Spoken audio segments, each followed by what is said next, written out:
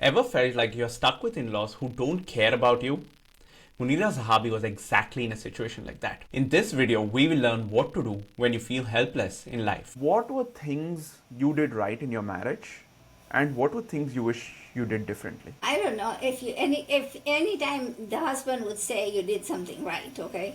But what I did in my marriage was I had a difficult life. My life was just difficult. It wasn't just like the fairy tale wedding. But one thing that I had vowed at one point in my life was that I'm going to live for my kids. And I did everything I could to make them happy, to make them successful. But that also trickled over to my husband because he wasn't my whole world, my kids were. But because he was also part of their world, I had to be nice and take care of it. So that was my story. So what would I have done differently is, I think when you are young and you get married young, you have certain expectations of certain things and certain people. And I think as a new bride, I didn't know what to expect. I didn't know what I was getting myself into because I was just 15 years old when I got married. And in that relationship, what happened was my sisters-in-law were the dominant ones, and they took over, and they made my life a living hell. My husband would always side with them, and so there was nobody in my corner. I never had anybody to fight for me, to take my side and say, she's right. So one thing that I did was do things, but do it in the background. So never show up in the limelight. Never did that. Did I do that? Was I wrong to do that? Because I could have stopped their dominance. But they were also older than me. They were like 7, 8 years older than me. So how could I have changed that? I didn't know. What things would I have done differently? I don't know. Because to me, I was living my life day to day. I didn't have any future plans. And at some points, there were some days when I would just feel like, I'm going to die today. It's okay. It's okay, God, if I die, there's no problem, right? But so I mean, I know it's your listeners are going to think, what is she talking about? But some Indian marriages, the outlaws, I call them, not the in-laws, the outlaws, because if they were in-laws, they would be on your side. If they were outlaws, they're on the other side. What happens in the Indian marriages is that they take over and they find fault with everything the girl does, instead of taking them under their wing and say, hey, this is how we do it. You learned it this way over there, but now you are on this side. This is how we do it. Would you please learn our way? Instead of just sidelining you, hurting you with words and hurting you physically. So that's what I went through for the listeners. And I can understand, I can see your facial expressions, and I see that you understand what I'm talking about.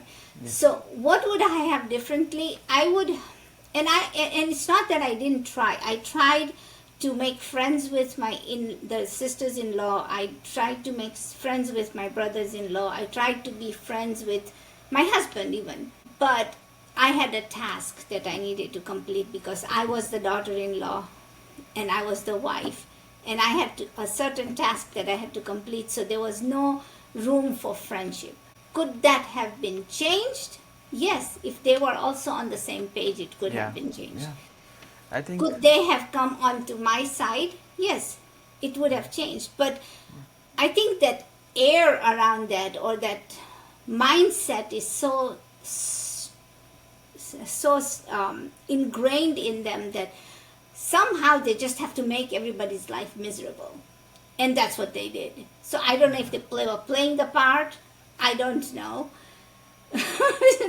But I survived. So when I decided that my kids were my world and they are the most important thing that they are going in my life, then my whole focus shifted to them, and that was all that I focused on.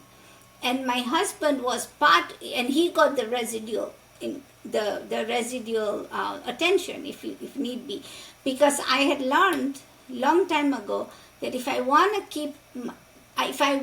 to get my kids to respect me at a certain age, or even later on in life, I would have to respect the fact that this dad of theirs is also part of their family, because they can't change Yeah. the Yeah. father, right? Yeah. So I had to learn that, and I didn't learn this because I had an elder teaching me that. I had to learn this on my own because I was totally on my own. And when I learned that, and I realized that I have to give everybody the same respect that I deserve, then things started changing as well. That's very deep, and I think there's so much people can take away from it. That's a powerful story. It's taking me a moment to even grasp everything you've gone through, because some people in today's times will still get it, because I still feel like there are a lot of places these things still happen, but there is also been a lot of progress where some people will not be able to relate that these things even existed, that such a thing used to happen. And it's very hard for people to, and anyone, even if me as a man who knows that these things happened, to understand what you would have gone through, only people who have walked through that phase can truly understand. But something I picked out, which I feel could be valuable for people, is if you're going through a situation like that and you're listening to this and you're wondering, what do I do? I think what I would have learned from this lesson is put your focus into something that really feels rewarding. So it could be your kids, it could be something else, but put your focus into something that will fuel your spirit. And I think that will make it easier to get past this situation that you're in and help you feel better. Because otherwise, it can feel so powerless. You don't know what to do and when this is going to end.